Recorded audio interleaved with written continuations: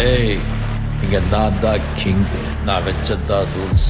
அந்த ரூல்ஸ் எனக்கு இஷ்டத்துக்கு அப்பப்போ மாத்திட்டே இருப்பேன். அது கப்சிப்புன்னு கேட்டு ஃபாலோ பண்ணுவேன். அதை விட்டுட்டு ஏதாவது அடாவடித்தலை பண்ண நினைச்ச உன்னை கண்ட துண்டமா வெட்டி கழிச்சு போட்டுடுவேன். ஹொக்கும், டைகர் கா ஹொக்கும்.